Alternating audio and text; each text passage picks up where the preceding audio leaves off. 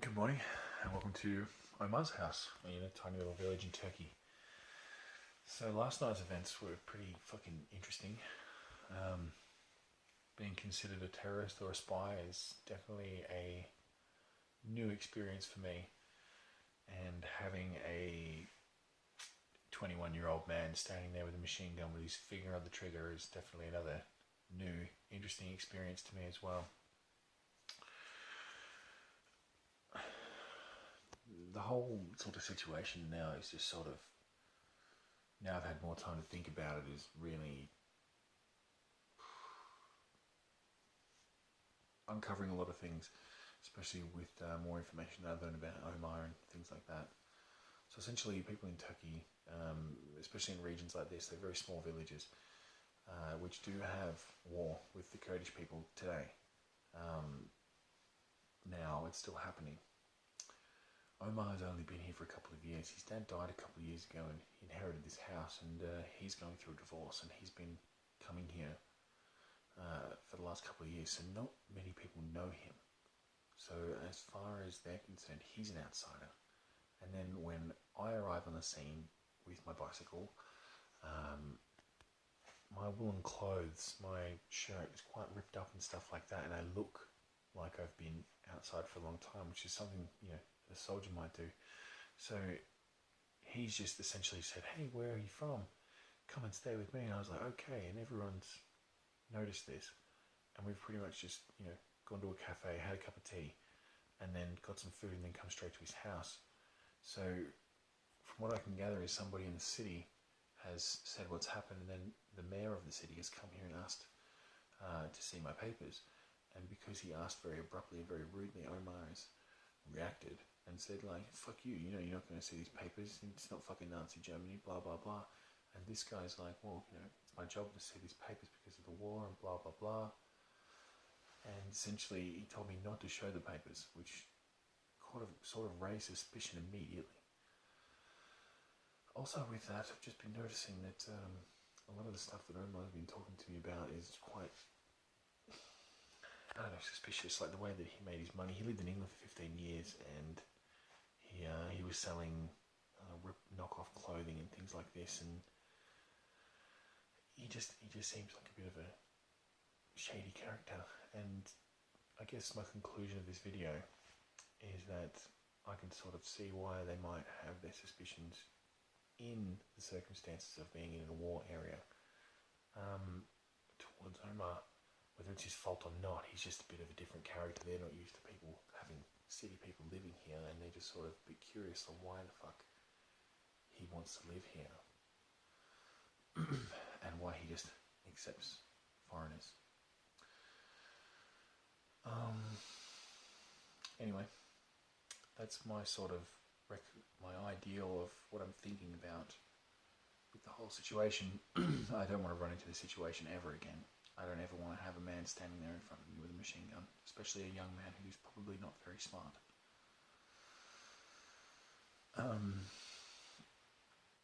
Yeah, so today's plan is essentially get up, pack my shit up, have a shower, and just get back on the road and get away from this village and never come back. That's pretty much it. I'm just going to keep on riding towards Ezram as quick as I can, and fingers crossed when I get there my visa for Iran is ready so I can exit Turkey straight away. If not, I'm going to have to come back to this region, and I really don't want to. So hopefully everything goes to plan and everything goes smoothly, because I don't want to have another interaction like this. See you on the road.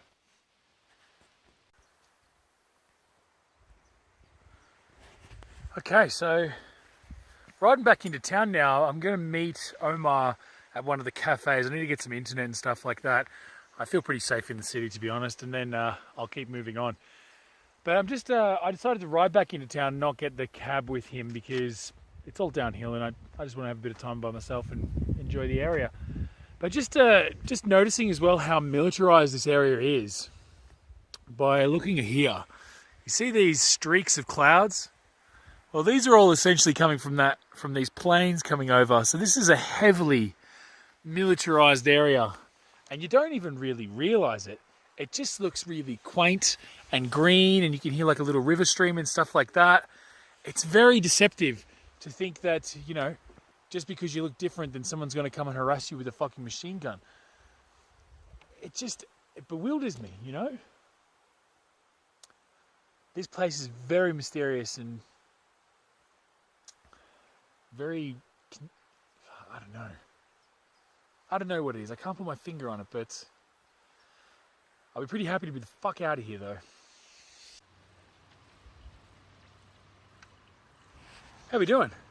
Just stopped here in front of this mosque just to talk about something I've been learning lately. I've been reading a lot about the Quran and Islam and Muslims, and watching documentaries and things like that, just trying to envelop myself as much as I can in the actual culture. I've been having many conversations with people about the belief and how it began and where it started and things like this. There's two factors that I really want to point out, though, while I'm standing here in front of this one. Well, three things, actually. One is that in the Quran, you're actually supposed to respect all other people's beliefs. So if somebody else believes in something else, you're actually not allowed to interfere with this. If they don't believe in the true God of Allah, then essentially let them do that. That's their own problem, and they'll go to hell.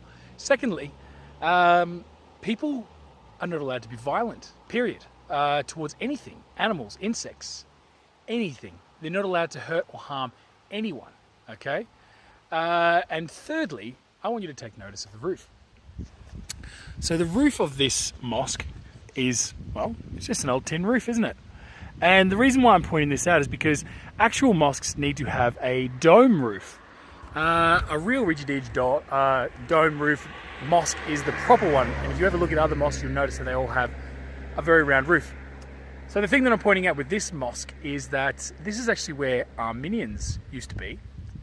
And they're Christians, and they actually built here a church where the Turkish people pushed them back, killed them all, and then turned their church into a mosque. Interesting, don't you think?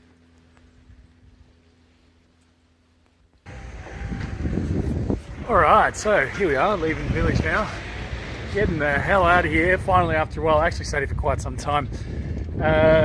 Me and Omar went and got some lunch, had a nice kebab. Also just talked a little bit about what happened last night, and obviously he apologised a couple of times, but also talked to it with a couple of other villagers, and a couple of other villagers were actually quite appalled with the way that the man handled the situation with asking for my passport and stuff like that. They all found it very rude as well. Turns out the reason why the military came last night is because the old man, kept calling the military and saying, you must send military there, you must send military there, or I'm going to call the lawyers. And essentially that's the only reason why they came out, is because he kept getting on their fucking balls about it. So that's the reason why they came out. So it was just sort of checking it out. The only reason why I felt so unnerved, I'll stop actually to talk about this. The only reason why I felt so unnerved with the soldier standing there with the gun was that he was so young. He was no older than 21 years old. Apparently he was 20, but no one really knows the age. But he looked like he was ready to do something, or he wanted to. And he was standing there the whole time with his finger on the trigger. I seen it come off the trigger a couple of times, but I seen it go right back on. And that's what made me feel really, really edgy, was the fact that it was a young, probably uneducated man who is doing his country's service and doesn't really know what he's doing, and probably thinks that at some point he's going to have to kill somebody. And I guess maybe he thought that I was that person. I'm not sure. I'm speculating at the end of the day, but he was young, he didn't look very bright, and he was holding a gun, and that's pretty much what fucking unnerved me the most. Anyway, other than that, it's going to be a short ride today because I've pretty well sat around and done fuck all. So, well, I didn't do fuck all. I made some phone calls and all that because I needed to let everyone know that I was safe. But other than that, I'm just going to ride on and try and ride as far as I can within the next 3 hours of sunlight that I've got left, which is a short ride for me. So let's do it, back on the road. See you around.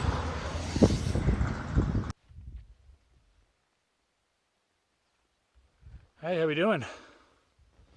Just sort of make a bit of a video just to let you know how I'm going along today after all the shenanigans. So I'm starting to come around a little bit. I put some music on and I've just been singing and riding and trying to get into a better mood.